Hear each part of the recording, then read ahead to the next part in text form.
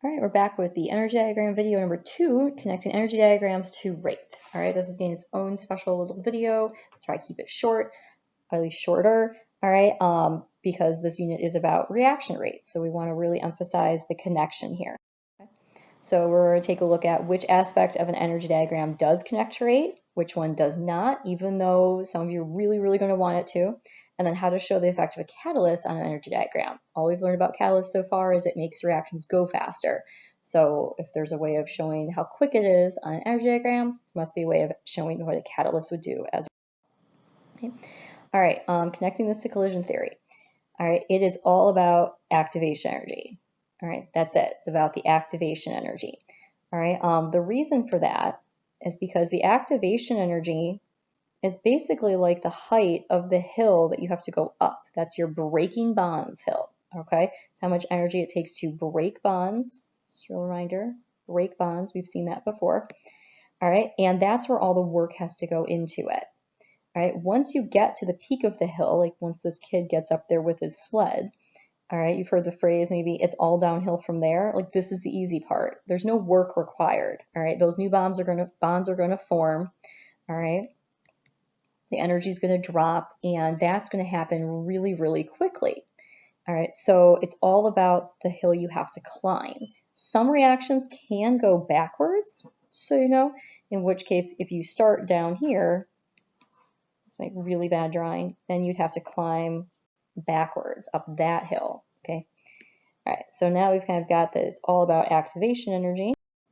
All right, we can compare energy diagrams. All right, we can look at this one and say, oh, this hill right here, right, this is a hill of 160 kilojoules versus on this energy diagram where the hill is only 100 kilojoules. All right, it's not about how high it goes. Like this hill up here, it peaks at 450, but you started at 350, which means you don't really have that far to go. This hill only peaks at 240, but you started much lower compared to that. So this is going to be the bigger hill to climb. So in terms of which reaction would have the faster rate, it's the one with the smaller hill to climb. All right, exo versus endo. There's always people who really want to connect exo with endo. All right, to rate. It has nothing to do with it. All right, exo versus endo is really just about the payoff, right? If it's an endothermic reaction, that means you climbed a really big hill and you didn't get a lot of fun out of it. Endothermic reaction is like, it's lame. Like, oh man, look at that. I climbed all this way and I should just go back down the hill this way. It'll be more fun. All right, versus exothermic, where the hill you climb, all right, is nothing compared to the hill you get to go down. All right, so our exothermic reactions, they're more fun, okay? You don't have as much work put in for what you get out of it. So exo and endo is really just about the payoff there, but that doesn't connect to rate. Just to really emphasize that. Some people are like, no, exothermic reactions should be fast and endothermic reactions should be slow. It's how people want it. So I'm going to draw this out real quick to show you that doesn't have to be the case. So over here, I'm going to draw two fast reactions. I'm going to give them a pretty small hill, okay? And over here, I'm going to draw two slow reactions. All right, so these are both fast. All right, that initial hill you have to climb is small. These are both going to be slow. That initial hill you have to climb is a big hill. But then exo and endo, that just is where you want to end it. So if I want to end this one right here, now I've got an endothermic reaction. Well, I could also end this one up here.